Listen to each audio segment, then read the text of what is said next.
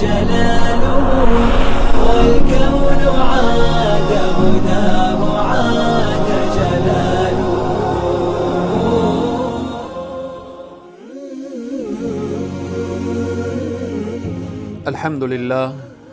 الحمد لله الذي هدانا لهذا وما كنا لنهتدي لولا أن هدانا الله، والصلاة والسلام على رسوله محمد وعلى آله وأصحابه ومن والاه. قال الله تبارك وتعالى في القرآن العظيم: فأعوذ بالله من الشيطان الرجيم ولا تبخسوا الناس أشياءهم. صدق الله العظيم. خدمت همه عزیزان و بزرگواران، السلام علیکم و رحمت الله تعالی و برکاته. همه شما عزیزان را به برنامه پیام‌های قرآنی خوش آمدید میگویم. الله سبحانه و تعالی برای بندگان خود پیام‌ها دارد که از جمله آن پیام‌های قرآنی این پیام هست که اشیای مردم را یا چیزهای مردم را کم ندهید، یا به عبارت دیگر حقوق مردم را درست بپردازید. الله سبحانه و تعالی در سوره شعراء در آیه 183 می‌فرماید: ولا تبخسوا الناس اشیاءهم. چیزهای مردم، اشیای مردم را کم ندهید. این آیه مبارکه یا این پیام الهی بیشتر ارتباط میگیره به ابواب معاملات، یعنی بیشتر و بیشترتر تعلق داره به مسائل بیع و شرا، به مسائل خرید و فروش. این اشیاء هم مسائل مادی را شامل می شود و هم مسائل معنوی را. این پیام قرآن هست که متوجه باشید که انسان ها در بین همدیگر حقوق مادی و معنوی دارند. اگر از حقوق اینها کاسته شد و حقوق اینها را درست نپرداختید، از زمره زیانکاران میشوید، از جمله کسانی میشوید که الله سبحانه و تعالی آنها را اهل نار گفته. مثلا وقتی شما ببینید اشخاصی که پیمانه را درست و صحیح نمیدهند، یعنی در ترازوی خود غش، یعنی فریب و خدعه و نیرنگ بازی میکنن، آنهایی که پیمانه را درست میگیرن و به طرف مقابل کم میدهن، الله بسیار وعید شدید به اونها بیان کرده، میگوید: ویل للمطففین الذین اذا اکتالوا علی الناس. وادی جهنم جای آن کسانی که پیمان را درست میگیرن و باز کم میدهن. به اینه که الله سبحانه و تعالی میگه: ولا تبخسوا الناس اشیاءهم. کم ندهید حق مردم را. تو کسی که ترازو را به دست دارید در وقت بیع و شرا، تو کسی که متر را در دست دارید، اشیایی که متری هست، چند متر زمین وقتی به فروش میرسانی، متوجه باشی که حق مردمان را کم ندهید. حتی در بزازی نشسته هستید که پارچه و تکه و اینها را به فروش میرسانید، متوجه باشید پول کامل میگیرید، اما فریب و نیرنگ و اینها را با مردم نداشته باشید. ولا تبخسوا الناس اشیاءهم. تو کسی که بالاخره به هر طریقی که مسائل بیع و شرا را به دست دارید متوجه باشید که حقوق مردمان را درست بپردازید. الله سبحانه و تعالی در آیه دیگر می فرماید ولا تأکلوا اموالکم بینکم بالباطل، مالها را به باطل نخورید، اموال خیش را در بین همدیگر به باطل. اگر دو شریک هستید مال همدیگر را به باطل نخورید، حقوق همدیگر را متوجه شوید. الله سبحانه و تعالی ما را متوجه می سازه، میگه وزنوا بالقسطاس المستقیم، با ترازو درست وزن کنید.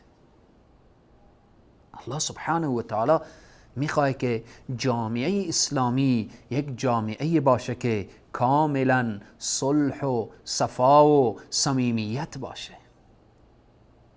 وقتی شخص بفهمه که تو با او خیانت کردی، حقش را درست ندادی، از ترازو کم کردی، از اون متری که در دست دارید او را کم کردید، از او اندازه‌گیری که بالاخره باید اندازه میشد کم دادید، اینجا دیگه برای تو اعتماد نمیکنه. وقتی اعتماد از بین جامعه سلب شد عواقب خطرناک داره. الله سبحانه و تعالی در این آیه مبارکه حقوق مادی و معنوی را میگه متوجه باشید که حقوق مادی بیع و شرا و مسائل خرید و فروش، اینها حقوق معنوی چیست؟ مقام و منزلت را همه متوجه باشید که هر انسانی از خود مقام داره، منزلت داره، جایگاه داره، حقوق اون را رعایت کنید. ولا تبخسوا الناس اشیاءهم، اشیای مردم را کم ندهید. آیا می دانید که والدین حقوقی دارن؟ حق اونهاست. حقوق والدین اگر کم دادید شما مؤاخذه می شوید. آیا والدین می دانن که فرزندان حقوقی دارن؟ اگر حقوق اونها رعایت نشه باز هم حقوق اونها را شما کم دادید. آیا زن و شوهر می دانن که بین همدیگر حقوقی دارن؟ اگر شوهر حق همسر را رعایت نکنه به تحت این آیه شامل میشه. اگر همسر حقوق شوهر را رعایت نکرد، اگر زن حقوق شوهر را رعایت نکرد تحت این آیه شامل میشه. پس به اینه که الله سبحانه و تعالی ما را متوجه میسازه و این پیامر داره که ولا تبخسوا الناس اشیاءهم. عالمی از علما میایه به خانه ما، اگر ما حقوقش را رعایت نکردیم تحت این آیه شامل میشیم. عالم از خود جایگاه داره، مقام داره، منزلت داره. اگر در خانه ما هر انسان را باید نظر به حق از او و حقوق از او ما باید رعایت کنیم. اگر ما حقوق مادی و معنوی را متوجه نشدیم تحت این آیه مبارکه ولا تبخسوا الناس اشیاءهم، اشیای مردم را کم ندهید. حقوق همسایه، اگر ما حقوق همسایه را رعایت نکردیم، او حقی که همسایه داره، کسی که در جوار ما هست، کسی که در صنف ما هست، کسی که بالاخره خانهش در جوار خانه ماست، اگر حقوقش رعایت نشد ما حقوقش را برایش کمتر دادیم تحت این آیه شامل میشیم.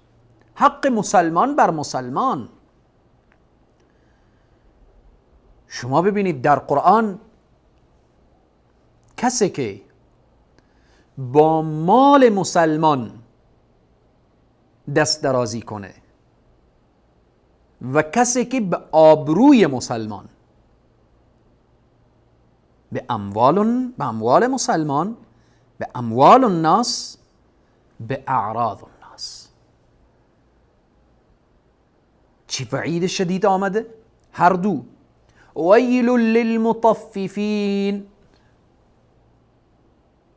اگر کسی بخواه حقوق مالی مسلمان رعایت نکنه، کم بدهد، الله سبحانه و تعالی میگه ویل، چای جهنم، وادی از وادیهای جهنم جایگاه کسی است که حقوق برادر مسلمان خود را درست و صحیح اجرا نمیکنه و مال او را کم برایش میدهد، ترازو را کم میکنه، از ترازو چیزی بالآخره میزنه تا اینکه با برادر مسلمان خود او بیع و شرا و او اشیا و اجناس فروخته بشه. الله سبحانه و تعالی به کسی که ترازو را متوجه نمیشه میگه ویل للمطففین، ویل جایگاه او کسی که خیانت میکنه به مال مسلمان. آیه دیگری کسی که به آبروی مسلمان، یعنی حقوق معنوی مسلمان رعایت نمیکنه. حقوق معنوی مسلمان چیست؟ حقوق معنوی یک مسلمان احترام باید به همدیگر داشته باشیم، محبت داشته باشیم، همدیگر سلام بکنیم، مریض میشه به عیادت از او بریم، فوت میکنه به جنازه از او شرکت بکنیم، مشکلاتی داره به مشکلات از او رسیدگی کنیم. شریعت مقدس اسلام، قرآن، ببینید وقتی کسی که به آبروی یک مسلمان یعنی حقوق معنویش را رعایت نمیکنه، میایه برای مسلمان شروع میکنه به استهزاء و تمسخر. حقوق مالی را رعایت نمیکرد، حقوق مالی را رعایت نکرد، ویل للمطففین. حقوق معنوی را رعایت نکنه، یعنی بیا یک مسلمان به استهزاء و تمسخر بگیره، میگه ویل لکل همزة لمزه. الله اکبر. ای مسلمان متوجه باش، اگر به مال مسلمان هم خیانت کنی، ویل للمطففین. اگر با آبروی مسلمان هم بخوای ضربه بزنی، با آبروی یک انسان را استهزاء و تمسخر کنی، انسان مسلمان را وقتی تمسخر کردید، ویل لکل همزة لمزه. پس این پیام قرآن را سرمشق زندگی خود بسازید، خصوصا عزیزانی که بیشتر و بیشترتر به مسائل بیع و شرا، به مسائل بالاخره معاملات و اینها سر و کار دارن.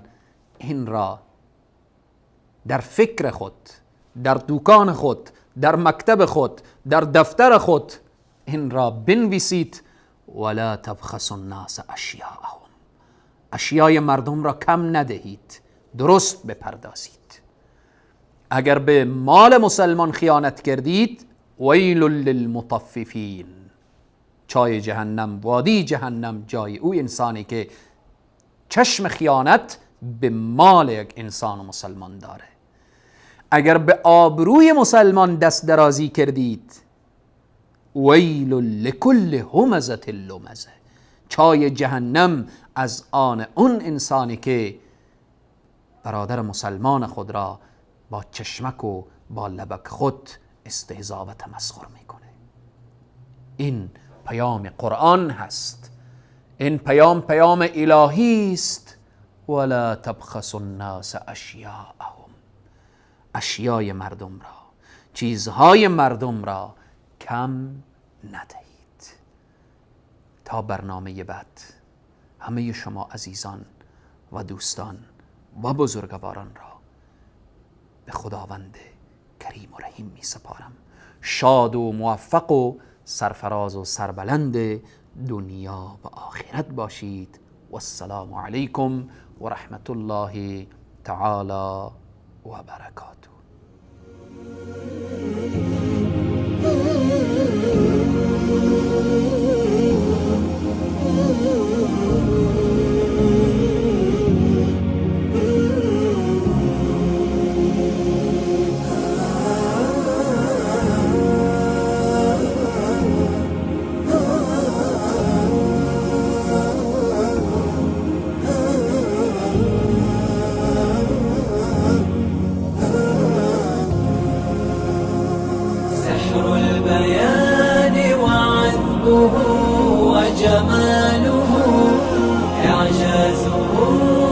نور